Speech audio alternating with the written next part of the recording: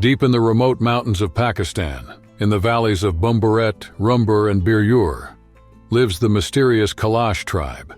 This small community, with just 3,000 to 4,000 people, is the country's smallest ethnic minority.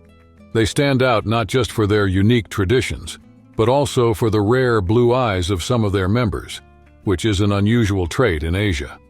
Locally known as kafir, the Kalash hold on to religious practices that are quite different from the Islamic norms of most of the country.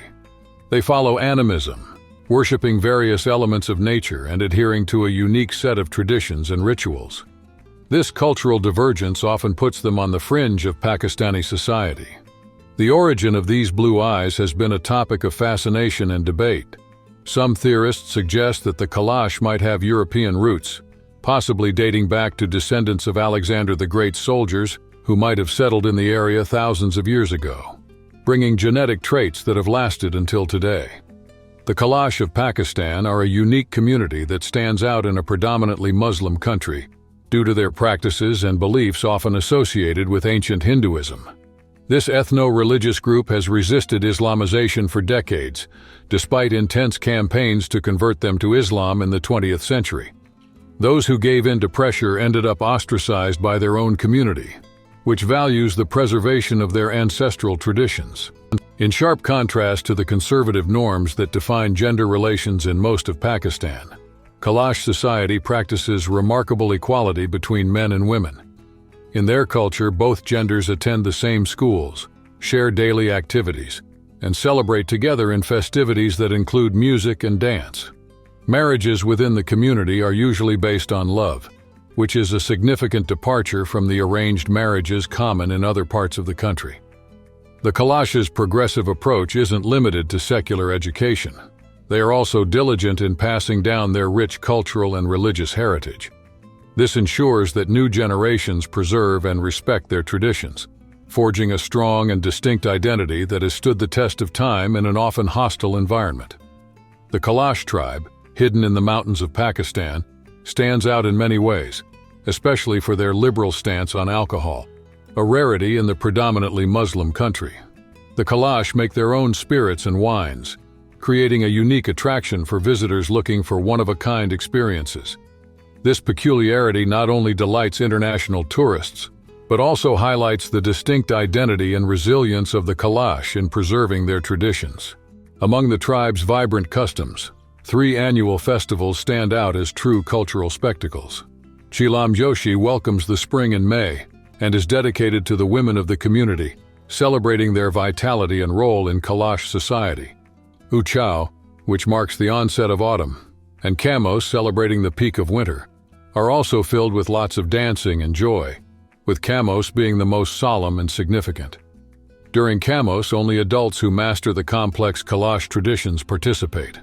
Those who are unfamiliar or deemed unfit for the event must undergo purification rituals, ensuring that only those properly prepared celebrate this deeply revered festival. Among the Kalash, a community living in remote areas, there are unique rites of passage for both men and women that highlight their deep connection to nature and ancestral traditions. The tribe's young boys face a unique challenge. They're sent alone to the mountains where they live with goats for a period. During this time, they rely solely on meat and milk for survival. This period not only tests their endurance, but is also a must for them to be welcomed into major community festivals.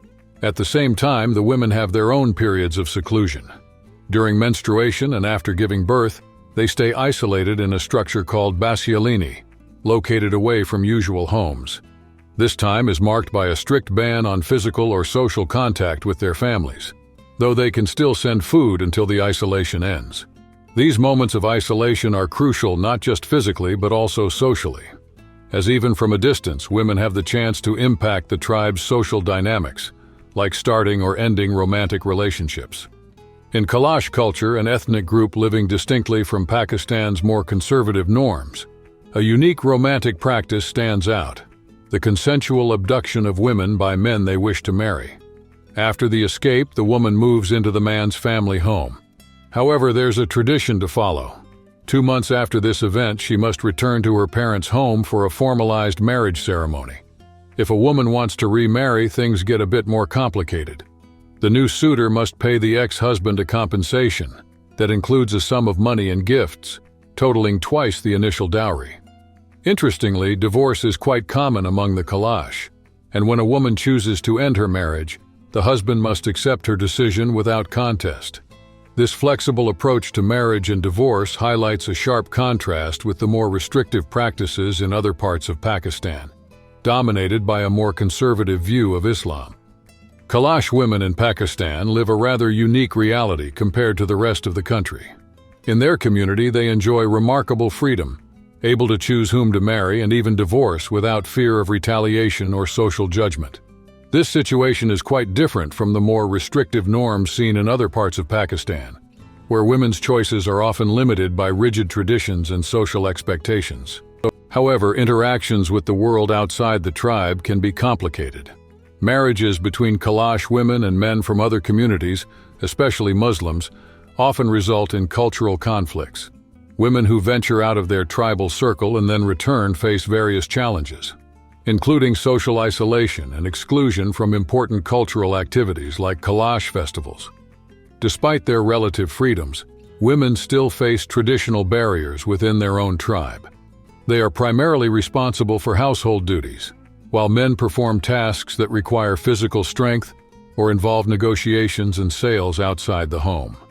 There are still practices of segregation, such as the requirement for women and men to bathe separately. In summary, although Kalash women enjoy notable freedom in many aspects, their lives are still shaped by a mix of progressive and restrictive cultural practices. The Kamos Festival is a vibrant and meaningful event for the Kalash tribe, filled with unique traditions and captivating cultural beauty. During the festival, there's a particularly intriguing moment called Bubulak, involving young tribe members who have just completed a period of isolation. There's a curious rumor that during the festival, these young men are free to choose partners at will, including married women. But the Kalash vehemently deny this, viewing such claims as a disrespect to their culture. The aesthetics and style of the Kalash are elements that fascinate visitors from around the world. The tribal women in particular are known for their striking features, like fair skin and deep blue eyes, which, along with the fairy tale landscape of the Kalash Valley, create an almost magical atmosphere. This place is often described as the Valley of Fairies, a name that reflects its enchanting beauty. Kalash women aren't just a visual treat. They are influential fashion icons, whose sense of style brings a vibrant fusion of tradition and modernity. Their garments are works of art, brightly colored and elaborately decorated fabrics, paired with distinctive accessories and complex hairstyles that feature intricate braids. These elements not only enhance their natural beauty, but also celebrate their rich cultural heritage, admired by both locals and tourists alike. The striking features of Kalash women, especially their stunning blue eyes, are often at the center of fascinating debates and legends. One of the most captivating stories is that these traits might trace back to Alexander the Great.